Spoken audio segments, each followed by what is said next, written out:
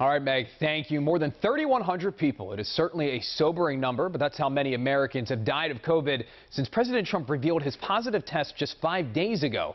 In all, more than 200,000 have died nationwide since the pandemic started. So one man wanted to make sure none of them were forgotten.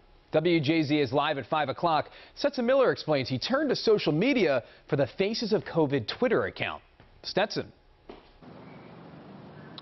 Hey, Rick, yeah, Alex Goldstein created the Faces of COVID account back in March as a way to humanize the mounting statistics and to remind us all that this pandemic truly does hit close to home for so many people.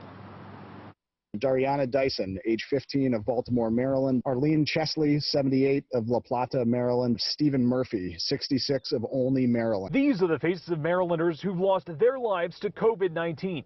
Everyday people who Alex Goldstein says shouldn't be forgotten. People need to know who these folks are, even if they're not the household names. Alex is the curator of the Faces of COVID Twitter account that he started as the pandemic was beginning. These abstract statistics about the number of folks that we were losing to this virus just felt sort of cold and dehumanized in a lot of ways, and trying to put a face and a name to some of those numbers was just an important way for me to process it. But he quickly found it also helped others. Also have come to find is an important way for a lot of folks to process it, and allows us at a time when we're extremely isolated to engage with some of this loss in a more personal way. The account has more than 80,000 followers and has shared over 2,700 stories.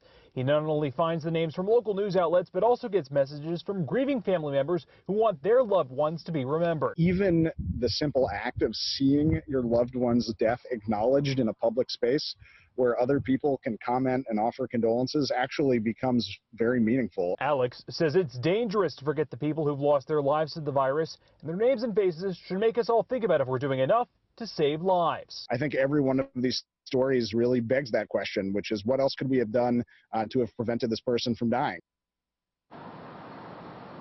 And you can follow the account on Twitter. That's at Faces of COVID. You can also reach out to Alex via direct message if you want your loved one to be remembered on. We're live at 5, Stetson Miller for WJZ.